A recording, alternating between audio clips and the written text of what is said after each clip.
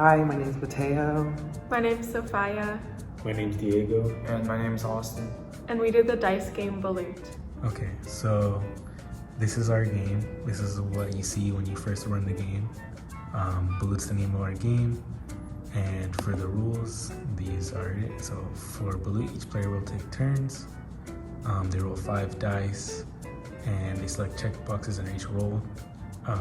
Under each dice to re-roll those dice while holding the value of those not selected. The scoring is as follows. 4s, you just count 4s and multiply by 4s. Same with 5s and 6s. Straight is the sequence.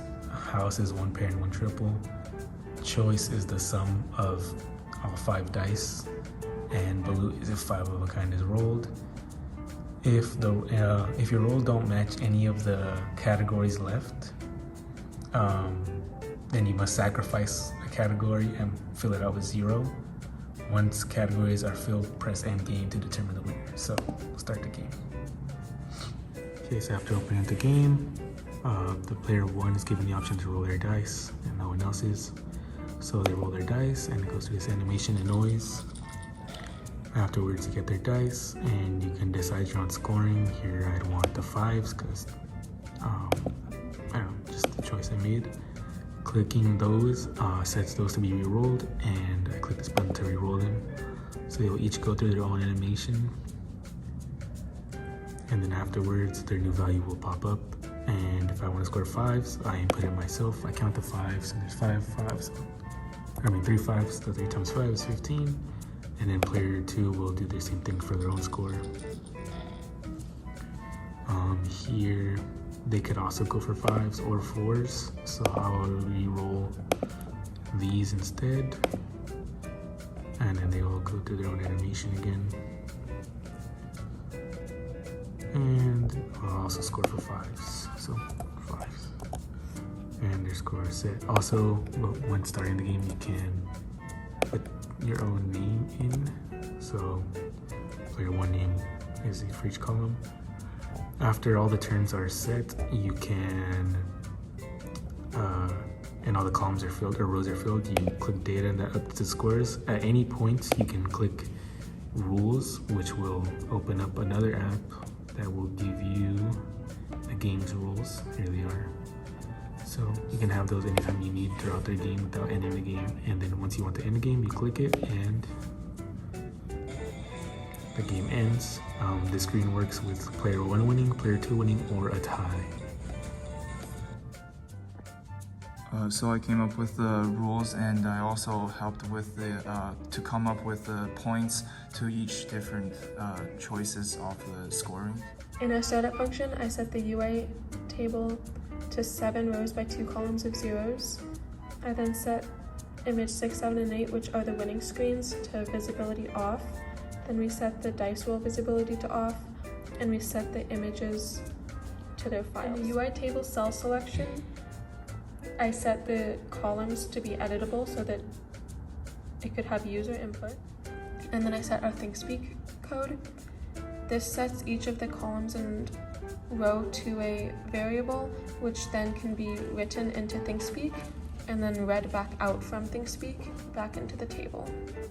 I used 2 channels with 7 fields each, so that player 1 and 2 each have their own channels, and every scoring type has its own field. So for example, if we're running the game and we have this roll and we want to use it as our 5s, we would put 5 in here and it would show in this field as a score of 5. We re-roll, we don't want to. Player 2 rolls. They want to use this as their 6s. They would input 6.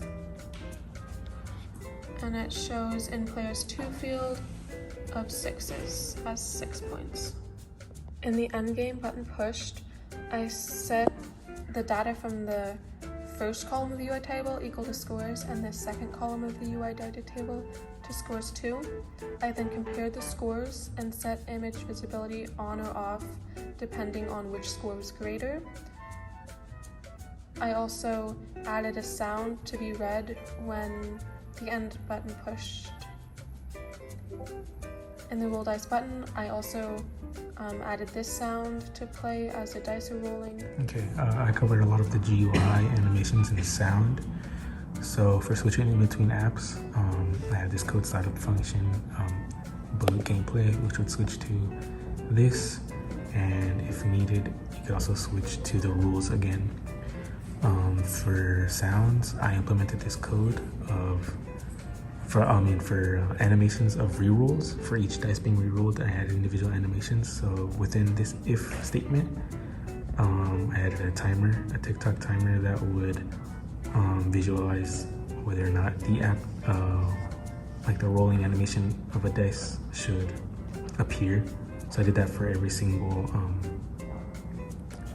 reroll.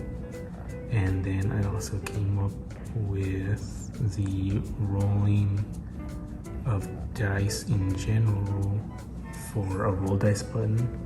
So that was this, as well as the sound code. So when they clicked it, there'd be a roll and then a pause.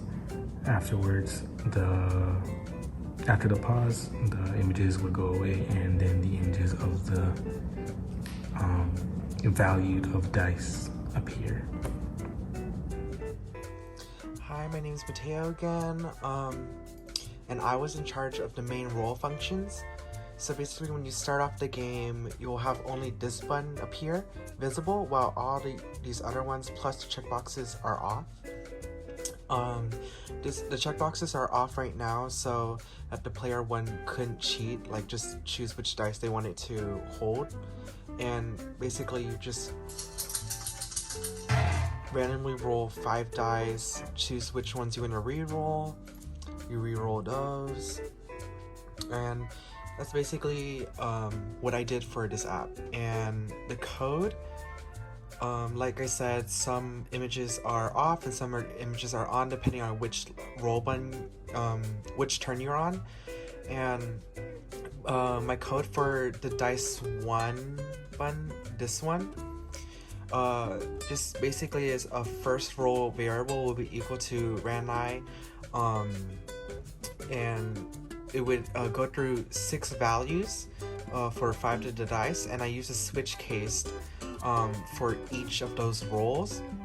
So we have 5 dice, so we need to go through the first dice, the second dice, the third dice, the fourth dice, and the 5th one.